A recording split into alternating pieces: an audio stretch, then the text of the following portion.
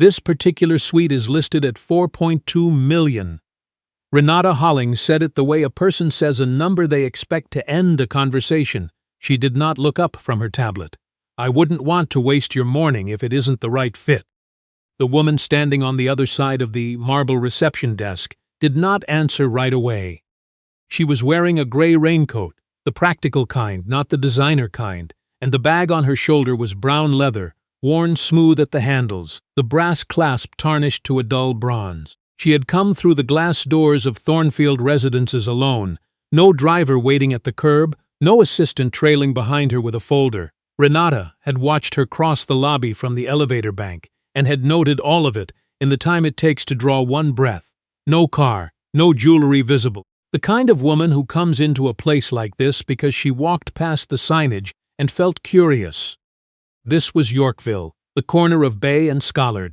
42 floors of curved glass above the best postal code in Toronto. The lobby smelled like cedar and warm stone and a very specific kind of confidence.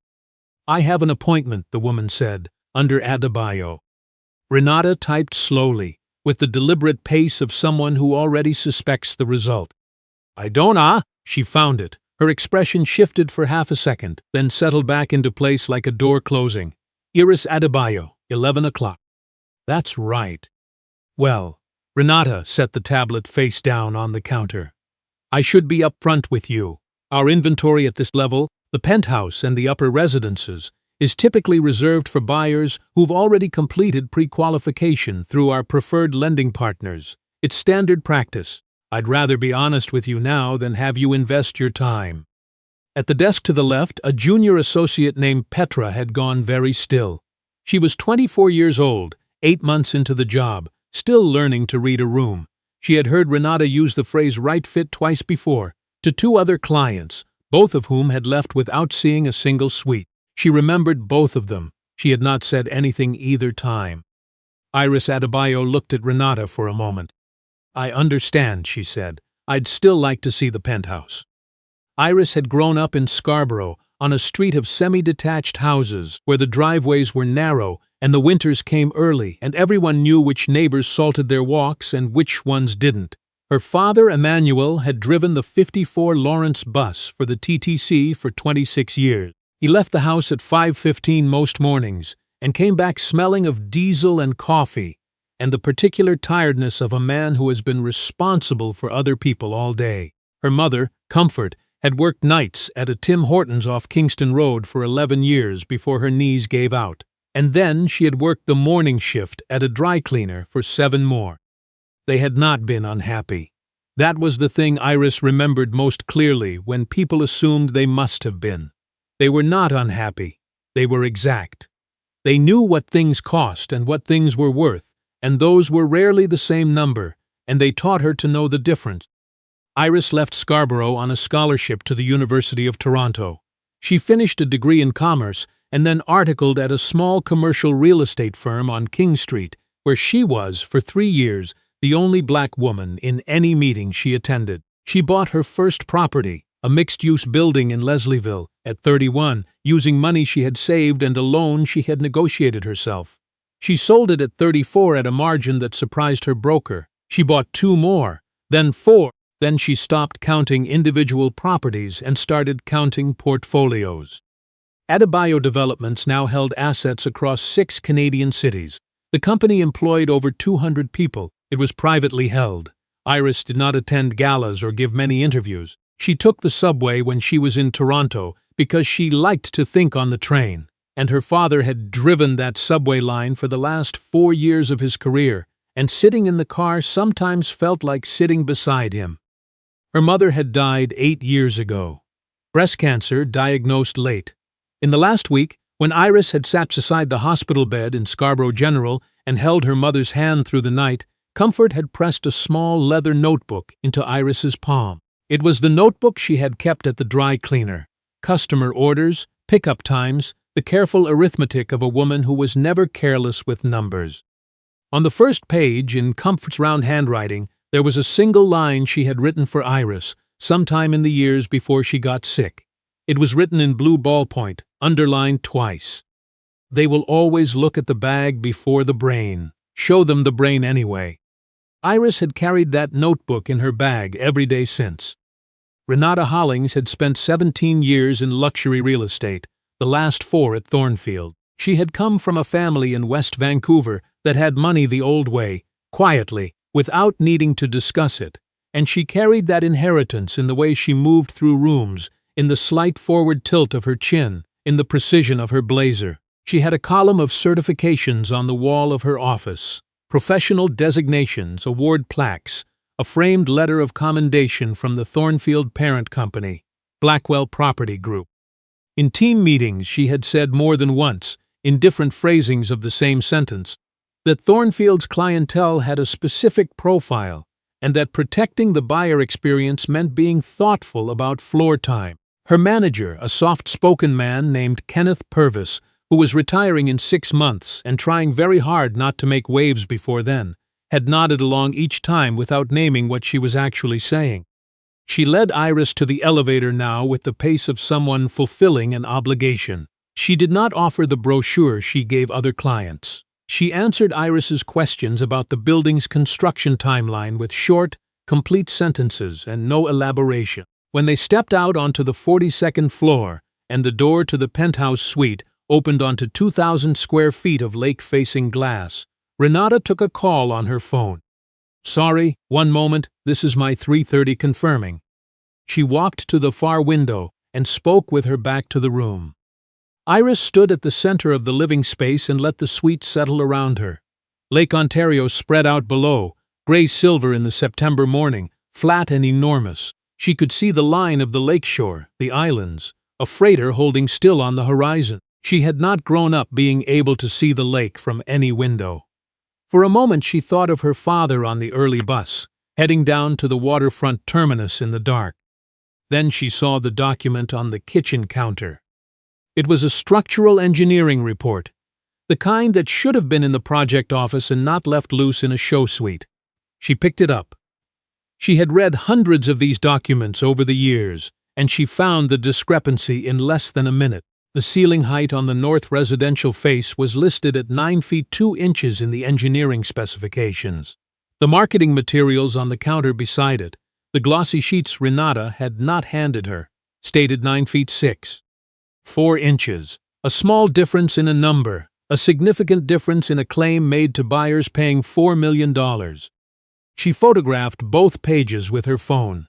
She set the report back exactly where she had found it. She went to the window and looked at the lake. Downstairs, at the reception desk, Renata delivered the closing sequence she used for clients she did not expect to hear from again. "It's really not a decision to make quickly. Take your time. Discuss it with your family, with your financial advisors." She smiled in a way that did not involve her eyes. "If the numbers start to work, we can revisit." Iris opened her bag. She took out the leather notebook, old, worn, the cover soft from years of being carried, and she opened it to the first page. She read the line her mother had written. She read it the way you read something you already know, not for the information but for the steadiness it gives you. She closed the notebook. She put it back in her bag. She looked at the penthouse view one more time through the lobby's floor-to-ceiling glass, the lake beyond it, the silver and the gray and the freighter still on the horizon. She did not leave. The door from the parking level opened at 11:47. Duncan Farrow came in moving fast, the way a man moves when he is already late for something that matters. He was the regional vice president of Blackwell Property Group, which owned Thornfield Residences and 11 other developments across Ontario and British Columbia. He had spent the last 2 hours trying to reach Iris Adebayo's office. He had come to the building himself when no one answered. He saw her at the reception desk and walked directly across the lobby. "Mrs. Adebayo," he extended his hand. "I apologize. I only just confirmed with your assistant that you were here. I came as soon as I could." He was slightly out of breath. He did not look at Renata. "The board completed the review this morning. Everything is aligned for Friday." Renata Hollings had not moved. She was standing 2 feet to Iris's left with a tablet in her hand and an expression that had not yet found its shape. Farrow turned to her, as if noticing her for the first time. "Has Miss Adebayo been looked after?" A silence opened in the lobby, the kind that has a weight. Petra at her desk set down her pen. She did not pick it up again. Farrow looked back at Iris, and in the way he looked at her, deferential, careful, the particular attention a person gives to someone whose decisions affect their livelihood, the entire morning rearranged itself in the room. The acquisition of Blackwell Property Group, he said, for the benefit of clarity, including all active developments under the Thornfield name, is expected to close on Friday. Pending your final sign-off, Adebayo Developments will hold majority ownership of the portfolio effective end of business. Renata's tablet lowered slowly to her side. Iris did not smile. She did not look at Renata with triumph or with coldness. Her face held the same expression it had held all morning, patient, watchful, exact, the face of a woman who has learned to be very still in rooms that underestimate her. "I did have one question," Iris said, "about the penthouse suite." Farrow, "Of course." "The engineering report on the kitchen counter shows the north-face ceiling at 9.2. The marketing sheets in the suite list it at 9.6. You'll want to have that corrected before Friday, before anything goes to buyers."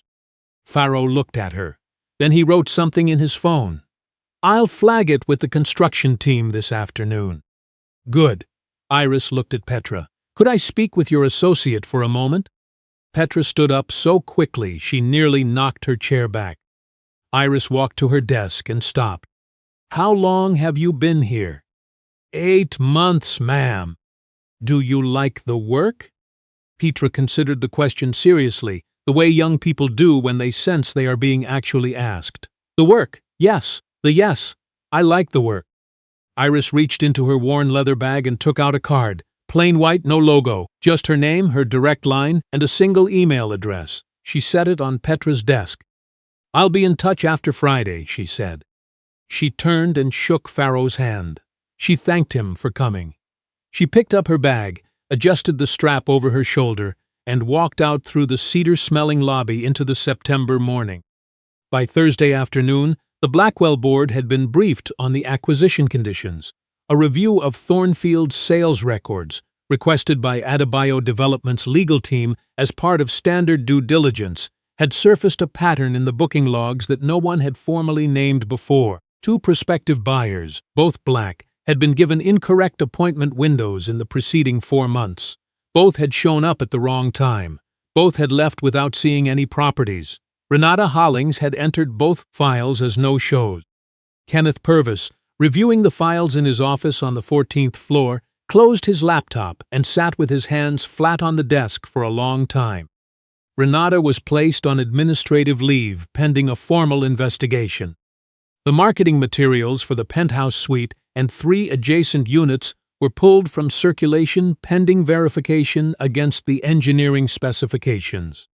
Petra received a letter on Friday morning, delivered by a courier, not by internal mail, informing her that effective the following week she would be transitioning to a senior client relations role, reporting directly to the incoming Adebayo Developments regional team.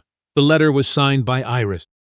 On Friday at 9 a.m., Iris signed the acquisition documents in a boardroom on the 38th floor of the First Canadian Place. The boardroom windows faced south.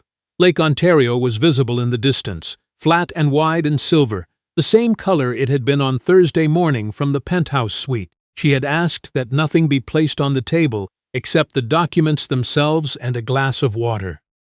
Before she uncapped her pen, she opened her bag and took out the leather notebook. She set it to the left of the signature page, the way another person might set a photograph. The cover was worn to a softness that came only from years of being carried close. She did not open it. She knew what was written on the first page. She signed her name. On her way out of the building that afternoon, Iris stopped on the sidewalk. A young woman was standing at the corner of King and Bay, maybe 23, holding a canvas folder, wearing the slightly too formal blazer of someone in their first year of something. She was looking at the address on her phone, and then at the building numbers, and then at her phone again, with the expression of someone who is almost certain they are in the right place, but would feel better if someone confirmed it. Iris stopped beside her. "Are you looking for First Canadian Place?" The woman looked up. Yes, ma'am, I'm meeting a client. First time coming downtown for work. I took the wrong exit from the path. Iris pointed to the entrance. Through those doors, take the elevator bank on your right. 42nd floor will be the first firm on the directory. The woman exhaled. Thank you. I was starting to think I'd gotten it completely wrong. Iris looked at her for a moment. At the blazer and the canvas folder and the trying too hard posture of someone who has not yet learned that the trying itself is enough. You didn't, she said. Go on up. Take your time when you get there. The young woman nodded and went inside. Iris walked to the corner and waited for the light. The 504 King streetcar pulled up, the same line her father had worked the last years before his retirement, though he had driven buses, not streetcars, and he would have said so with the precision of a man who takes categories seriously. She thought of him as the doors opened.